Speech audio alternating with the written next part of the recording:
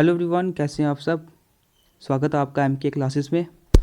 अभी तक हमने टेंसेस के एडवांस लेवल के 2 पार्ट्स कंप्लीट कर चुके हैं, जिसमें हमने प्रेजेंट के और पास्ट के दोनों के जो एडवांस रूल्स होते हैं उनको डिस्कस कर दिया है। आज हमारा टेंसेस का आखिरी पार्ट है। आज हम 2 चीज़ें सीखने वाले हैं, एक तो फ्यूचर टेंस और एक जिसको मैं बहुत ही ज़्यादा इम्पोर्टेंट बोलूँगा, कंडीशनल सेंटेंसेस। बहुत ही ज़्यादा इंपॉर्टेंट होने वाला है कंडीशनल। दोस्तों, आज के इस पार्ट में आप क्या मेन चीज़ सीखोगे, आपने ये कभी नहीं पढ़ा होगा कि ही के साथ भी कभी वर्ब का यूज़ हो सकता है, कि थर्ड पर्सन सिंगुलर भी अपने आगे वर्ड ले सकते हैं। ये सब चीज़ें हम पढ़ेंगे और दोस्तों यही वो चीज़ें होती हैं जो आपको दूसरों से 1 मार्क अबव लेके जाती है और बाकी लोगों को 1.25 मार्क्स, जिनमें 0.25 की नेगेटिव मार्किंग होगी, उनको इतना कम नीचे ले जाती है। बहुत ही ज़्यादा इंपॉर्टेंट वीडियो है आज की। और आइए आज का हम लास्ट पार्ट शुरू करते हैं। और कोई अगर हमारे चैनल पर न्यू है दोस्तों, हमारे चैनल को सब्सक्राइब कर दें। और जितनी भी हमने पुरानी वीडियोस बनाई हैं जिसमें हमने टेंसेस या फिर जितनी भी इंग्लिश का डिस्कस करा है, इसी के साथ और भी कई ज़्यादा हमारी प्लेलिस्ट सेक्शन में वीडियोज़ हैं, आप वो भी देखिए। तो आइए आज हम फ्यूचर टेंस से स्टार्ट करते हैं। सबसे पहला जो आपको सीखना है वो है फ्यूचर सिंपल टेंस। सभी को इसका रूल पता होना चाहिए। इसका रूल क्या बोलता है, subject plus will oblique shall plus V1 plus object, यानी कि सब्जेक्ट आगे will shall as a helping verb लेगा, उसके बाद first form of verb as a main verb और फिर ऑब्जेक्ट। एडवांस रूल क्या बोलता है, एडवांस रूल ये बोलता है कि जब भी फ्यूचर इवेंट्स की बात आती है, जैसे कि tomorrow, next day, next week, next month, next year, next Sunday या नेक्स्ट जनवरी, जो भी आप यूज़ करते हो, नेक्स्ट को बोलो या फिर फॉलोइंग को बोलो, फॉलोइंग भी नेक्स्ट होता है। ये सब फ्यूचर को दर्शाते हैं और आप कौन सा सेंटेंस यूज़ करते हो इनके लिए फ्यूचर सिंपल टेंस। ओके, तो एग्जाम्पल्स देखते हैं, जैसे कि I will do it tomorrow, ये मैं कल कर दूंगा, ये मैं कल कर दूंगा। टुमारो लगा है तो फ्यूचर में किया आपका सेंटेंस और you will use future simple tense. एक और सेंटेंस देखते हैं, we will go to restaurant next Sunday, हम नेक्स्ट संडे रेस्टोरेंट जाएंगे। नेक्स्ट की बात आ रही है, नेक्स्ट यानी कि फ्यूचर की बात, तो फ्यूचर सिंपल टेंस यूज़ किया। बिल्कुल सिंपल है, कोई इसमें मुश्किल नहीं किसी को होनी चाहिए। फ्यूचर में आपको सिर्फ 2 ही टेंसेस सीखने हैं, एक तो फ्यूचर सिंपल और दूसरा फ्यूचर परफेक्ट टेंस। अब फ्यूचर परफेक्ट टेंस का सभी को रूल आना चाहिए, subject plus will have been,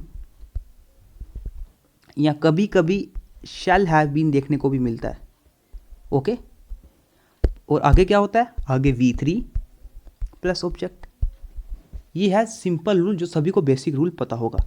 अब हम इसका एडवांस रूल पढ़ते हैं। एडवांस रूल क्या बोलता है, जब भी आपको टेंस में, आपके सेंटेंस में ऐसी फॉर्मेशन दिखे, by plus time denoting expressions. Time denoting expressions मतलब कि वो चीज़ें जो टाइम के बारे में बताती है, जैसे कि कौन कौन सी आई, जैसे कि मैं बोलूँ 9 o'clock, ओके, 9 o'clock यानी कि 9 AM 9 PM। टुमारो, ये भी टाइम डिनोटिंग आई, कल की बात करता है। Next Friday, time denoting. Next week, Sunday, year या फिर किसी ईयर का नाम ले लो, 2010, 2020, 1990, किसी मंथ का नाम ले लो, किसी डे का नाम ले लो। तो जब भी ये सब चीज़ें बाय के साथ जुड़ जाती हैं, तब आप फ्यूचर परफेक्ट टेंस का यूज़ करते हो। जैसे कि एग्जाम्पल अगर हम देखें, he will have finished the work by tomorrow, कि वह कल तक काम कर चुका होगा। जैसा कि हिंदी में इसकी बात करते हैं सेंटेंस की, he will have finished the work by tomorrow. Okay, बिल्कुल सिंपल था। ये हमारा फ्यूचर टेंस भी कंप्लीट होता है, जिसमें आपको सिर्फ 2 टेंसेस की सीखने को मिले, जो फ्यूचर सिंपल टेंस और फ्यूचर परफेक्ट टेंस। अब हम सबसे ज़्यादा इंपॉर्टेंट चीज़ पर मूव करेंगे, कंडीशनल सेंटेंसेस। इसके ऊपर क्वेश्चंस बहुत पूछे जाते हैं, तो आपको ये समझना पड़ेगा। कंडीशनल सेंटेंसेस कौन से सेंटेंसेस होते हैं दोस्तों, जो सेंटेंस में कंडीशन लाते हैं। जैसे कि अगर, ये एक कंडीशन हो गई, ओके, हिंदी में ये एक कंडीशन हो गई। और यही चीज़ क्या बताती है कि अगर एक पार्ट में आप अगर का यूज़ करते हो, यानी कि एक पार्ट में आप कंडीशन लगाते हो, दूसरे पार्ट में वो कंडीशन कंप्लीट होने का कुछ मैटर या कुछ रिजल्ट होना चाहिए। तो यही चीज़ मैंने इंग्लिश में लिखी है कि refers to a condition in one part, एक पार्ट में ये कंडीशन बताएगा कि अगर, या फिर मैं बोलूँ इफ़, और दूसरे पार्ट में ये रिजल्ट बताता है। ओके, बिल्कुल सिंपल लाइन है ये, किसी को कंफ्यूजन नहीं होनी चाहिए इस लाइन में। और कंडीशन किस में किस वर्ड से कंडीशन रेफर की जाती है, वो रेफर की जाती है इफ़ से। ये तो आगे बेसिक चीज़ जो सबको पता होनी चाहिए। अब इसकी फॉर्मेशन, या मैं बोलूँ ये आखिर रूल फॉर्म कैसे करता है। सबसे पहला रूल है दोस्तों वो है कि अगर इफ़ जो कंडीशन बताता है, इफ़ अपने आगे प्रेजेंट टेंस ले रहा हो, इफ़ के आगे प्रेजेंट टेंस लगा हुआ हो, जिसका रूल क्या होता है सब्जेक्ट प्लस V1, या फिर आप बोलो subject plus V1 plus S या ES भी लगा होता है थर्ड पर्सन सिंगुलर के साथ। यानी कि अगर आपको इफ़ के आगे प्रेजेंट टेंस दिखता है ना, आप उसके आगे जो कामा के बाद रिजल्ट में चीज़ आती है, आप फ्यूचर टेंस का यूज़ करोगे, बस फ्यूचर टेंस का यूज़ करोगे। यानी कि सब्जेक्ट प्लस विल या फिर शैल लगाओ, या फिर आप कैन भी यूज़ कर सकते हो, कोई प्रॉब्लम नहीं है। ओके, एग्जाम्पल देखिए, इफ़ यू वर्क हार्ड, कि अगर आप मेहनत करते हो, you will pass the exam, आप एग्ज़ाम पास कर दोगे। कैसी फॉर्मेशन, बिल्कुल सिंपल है दोस्तों ये, कि इफ़ अगर अपने आगे प्रेजेंट टेंस का यूज़ करता है तो कामा के बाद जो रिजल्ट में वैल्यू आती है वो फ्यूचर टेंस में आती है। तो तभी नीचे फॉर्मेशन देखिए, if you work hard, you work hard कौन सी फॉर्मेशन आई, प्रेजेंट टेंस की, सब्जेक्ट प्लस V1, और आगे रिजल्ट में कामा के बाद कौन सी हमें टेंस की फॉर्मेशन मिली है, फ्यूचर सिंपल टेंस की, you will pass the exam. Okay, ये है पहली बात। अब हम मूव करते हैं दूसरी बात पे, कि अगर इस बार इफ़ के आगे पास्ट टेंस आ जाए तो, इफ़ के आगे अगर पास्ट टेंस आ जाए तो, पास्ट टेंस मतलब कि सब्जेक्ट प्लस V2, तो बिल्कुल पहले जैसा रूल है, पहले प्रेजेंट था तो हमें आगे फ्यूचर टेंस लगाना पड़ा, यानी कि सब्जेक्ट प्लस विल या शैल या कैन और V1। अगर पास्ट टेंस आ जाए इफ़ के आगे तो बस इस हेल्पिंग वर्ब को आप पास्ट बना दो, विल का पास्ट बना दो वुड, कैन का पास्ट बना दो कुड, और शुड तो यूज़ कभी नहीं होता, ठीक है, शुड यूज़ नहीं होता है, सिर्फ वुड और कुड यूज़ होते हैं। तो सब्जेक्ट प्लस वुड या कुड प्लस V1। ओके, बिल्कुल सिंपल है।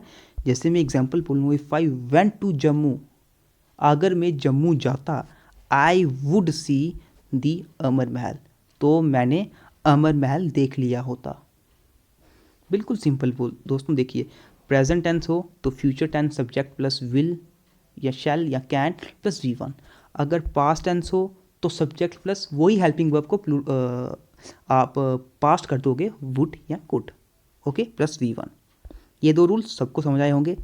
तीसरे रूल पर मूव करते हैं, जो आखिरी रूल है इसका, वो ये बोलता है कि अगर इफ़ के आगे पास्ट परफेक्ट की फॉर्मेशन आ जाए, यानी कि subject plus had plus V3, इस तरह की फॉर्मेशन आ जाए, तो आप आगे क्या यूज़ करोगे रिजल्ट के लिए, सब्जेक्ट प्लस वुड या कुड, तो आएगा ही आएगा क्योंकि पास्ट है। लेकिन अब यहाँ पे पास्ट परफेक्ट है, यहाँ पर V3 है तो आगे भी V3 चाहिए, और V3 उड़ाने के लिए हम क्या यूज़ करते हैं, हैव प्लस V3।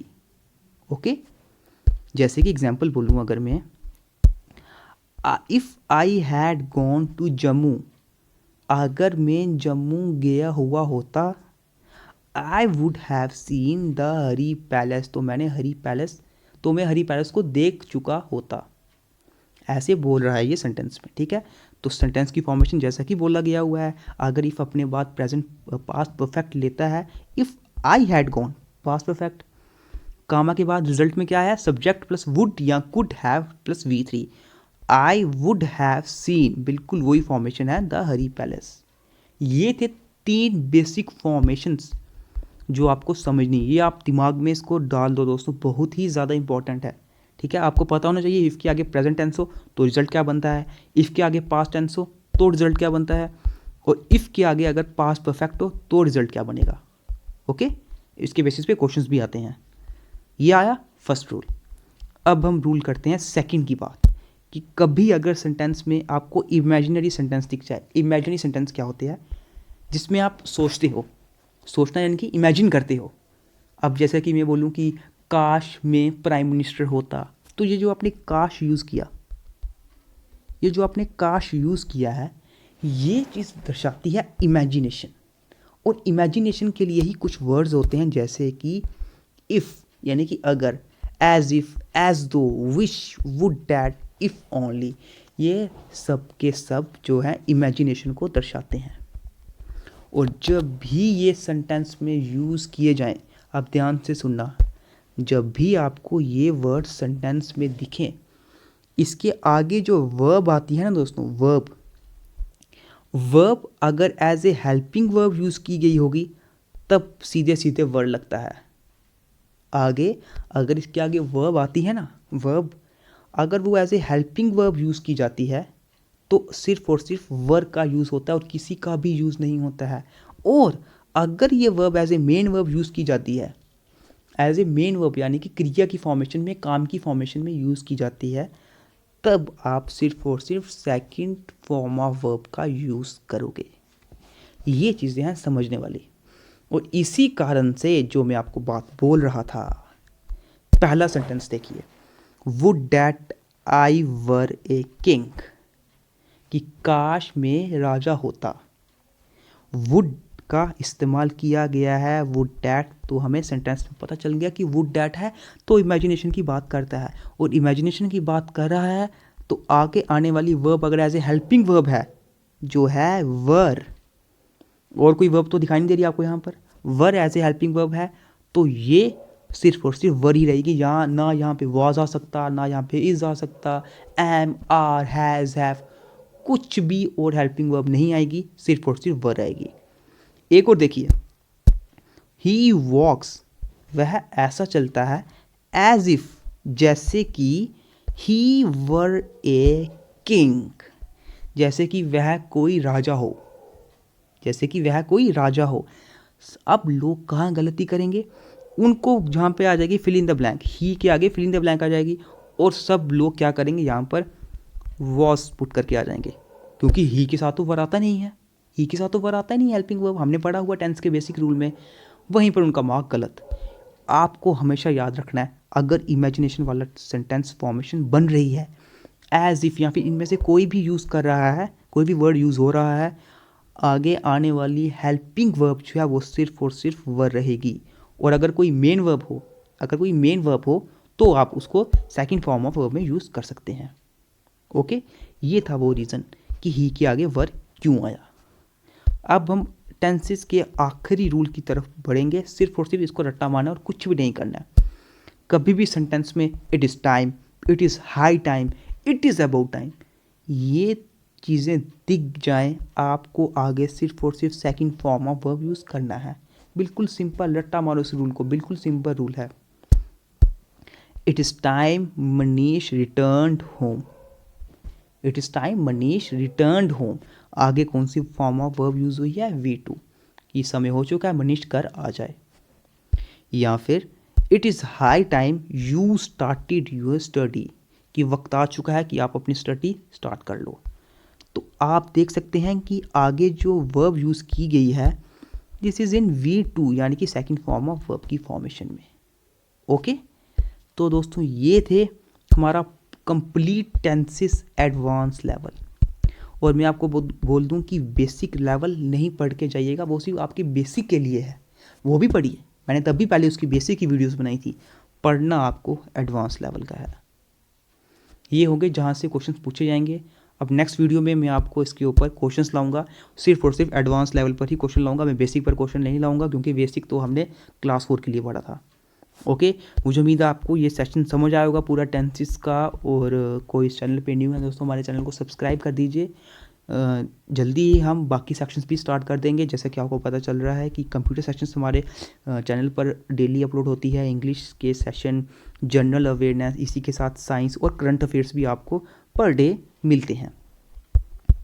और क्विज़ेस भी हम जो है वीडियोस डालते हैं, टॉपिक कंप्लीट होने के बाद हम उसके ऊपर MCQs भी लाते हैं।